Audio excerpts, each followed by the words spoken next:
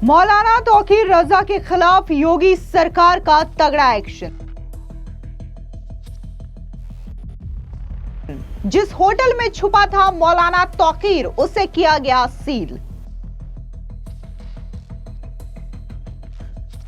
मौलाना तौकीर के करीबियों पर कसा योगी सरकार का शिकंजा, प्रॉपर्टी की गई जब्त।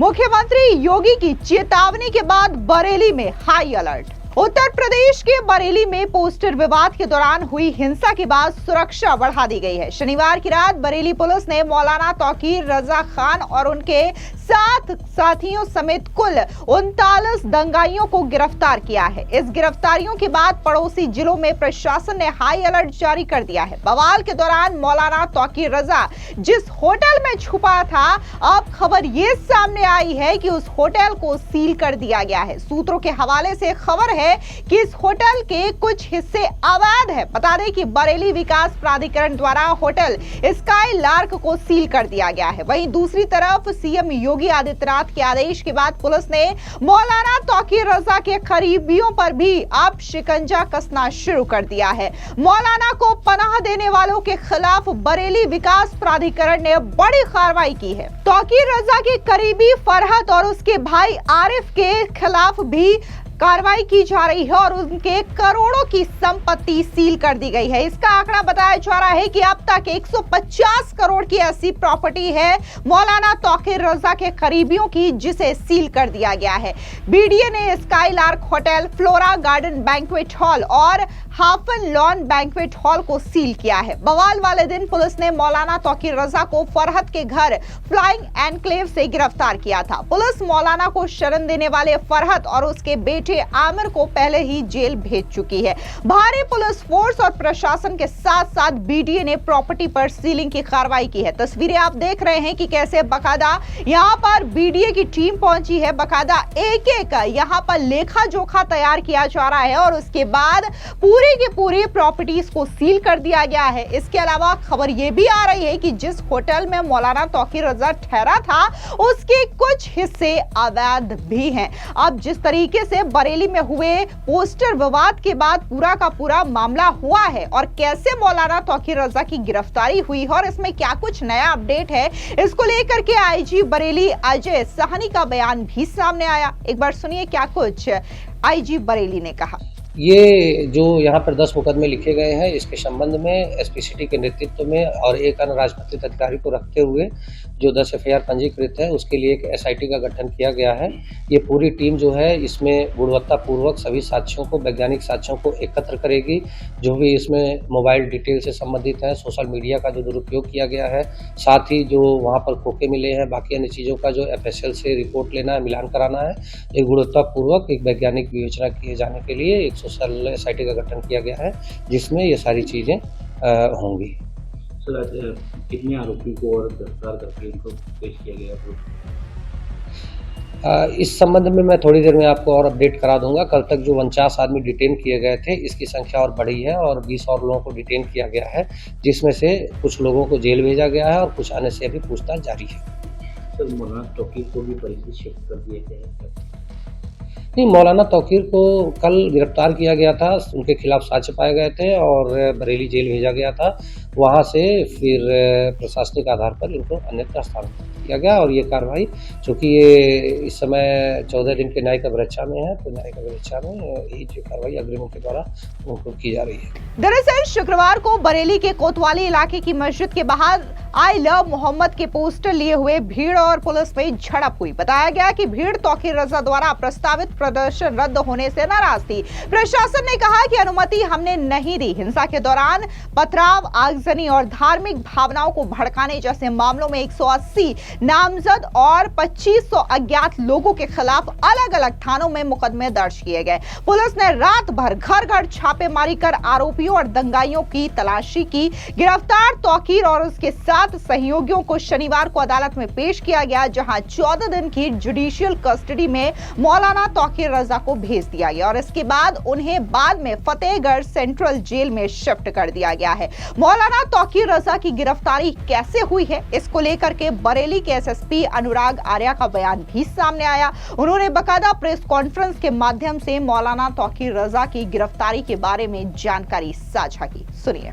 जैसा कि आप अवगत हैं कि जुमे की नमाज के बाद कुछ जगहों पे अलग अलग थाना क्षेत्रों में पुलिस और प्रशासन की जो ड्यूटियां लगी हुई थी, वहां पे कुछ लोगों के द्वारा हिंसक प्रदर्शन किया गया, जिसके संबंध में कल हम लोगों ने बताया था कि हम कठोर विधिक कार्रवाई सुनिश्चित करेंगे। उसमें हम लोगों के द्वारा अब तक कुल 10 एफआईआर दर्ज की गई हैं, जिसमें थाना कोतवाली में 5 एफआईआर दर्ज की गई हैं, थाना बारादरी में 2 एफआईआर दर्ज की गई हैं, थाना किला प्रेमनगर और कैंट में 1-1 एफआईआर दर्ज की गई है। इन दर्ज एफआईआरों में आज हम लोगों के द्वारा कुल 8 अपराधियों को, जो इस घटना में शामिल थे, 8 अभियुक्तों को गिरफ्तार करके जेल भेजा गया है। उनके नाम मैं आपको पढ़ के बता देता हूं। मौलाना तौकीर रजा, सरफराज पुत्र सलीम, मनीफुद्दीन पुत्र जरीफुद्दीन, अजीम अहमद पुत्र नसीम अहमद, मोहम्मद शरीफ पुत्र मोहम्मद अहमद, मोहम्मद आमिर पुत्र मोहम्मद जाहिद, रिहान पुत्र राजू और मोहम्मद सरफराज पुत्र समीम। इन 8 लोगों को आज हम लोगों के द्वारा गिरफ्तार किया गया है और जो रिमांड मजिस्ट्रेट है उनके समक्ष पेश करते हुए न्यायिक हिरासत में इनको लिया गया है। कोर्ट के आदेश के उपरांत इनको संबंधित जेल में भेजा गया है। टोटल जो 10 एफआईआर दर्ज हुई है, उसमें जो प्रमुख एफआईआर है थाना कोतवाली की, इसके बारे में मैं आपको बता देता हूं। एफआईआर नंबर 489/25, जिसमें भारतीय न्याय संहिता की धारा 109(1), 109(2), 118(2), 121(2), 189(5), 191(2), 195(1), 196(1), 196(2), धारा 223, 310(2), 324(5), 324(6), 61(2), धारा 62, आपराधिक कानून संशोधन अधिनियम धारा 7, सार्वजनिक संपत्ति नुकसान निवारण अधिनियम धारा 3 और सार्वजनिक संपत्ति नुकसान निवारण अधिनियम धारा 4। इन समस्त गंभीर धाराओं में जो हमारी प्रमुख एफआईआर है, जो खलील तिराहे पे घटना हुई थी, जिसमें जो पुलिस बल वहां पे लगा हुआ था, मजिस्ट्रेट्स जो वहां पे लगे हुए थे, इनके द्वारा बहुत संयमित तरीके से वहां जो भीड़ आई अचानक से, उसको रोकने का प्रयास किया गया, समझाने बुझाने का प्रयास किया गया। उसके बावजूद इस भीड़ के द्वारा बैरिकेडिंग को तोड़ के पुलिस बल के साथ दुर्व्यवहार करते हुए इस्लामिया कॉलेज पहुंचने के लिए प्रयास किया गया और उसके अंतर्गत पुलिस के ऊपर हमलावर हुए, पुलिस के ऊपर पथराव किया गया। आपको बता दें कि वहीं दूसरी ओर बरेली में दरगाह आला हजरत के आसपास सुरक्षा कड़ी कर दी गई है। इंटरनेट सेवाएं 48 घंटे के लिए निलंबित कर दी गई है।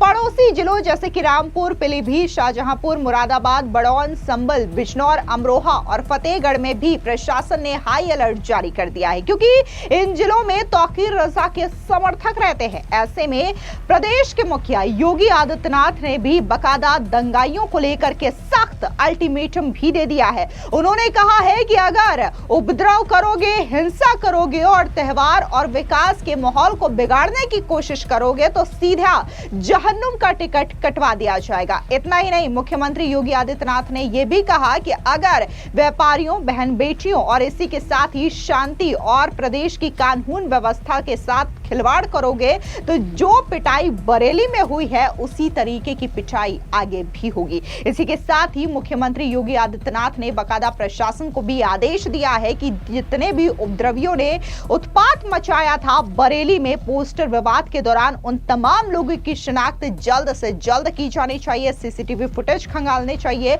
और उसके बाद इन तमाम दंगाइयों के खिलाफ सख्त एक्शन होना चाहिए। और इसी को देखते हुए बकायदा एसआईटी का गठन किया गया है और इसी के तहत तमाम दंगाइयों की शिनाख्त की जा रही है। लगातार कई सारे लोगों को लेकर के पूछताछ की जा रही है और इसमें सबसे बड़ा जो नाम है वो मौलाना तौकीर रजा का है, जिसे गिरफ्तार किया गया है और 14 दिन की जुडिशियल कस्टडी में भेजा गया है। और अब मौलाना तौकीर रजा ने जहां शरण लिया था उस होटल को सील कर दिया गया है। इसके अलावा मौलाना तौकीर रजा के जो करीबी हैं उन पर भी अब योगी सरकार की गाज गिर रही है और उनके संपत्तियों को भी जब्त किया जा रहा है। फिलहाल इस पूरी खबर पर आपकी क्या राय है, कमेंट सेक्शन में जरूर बताएं। धन्यवाद।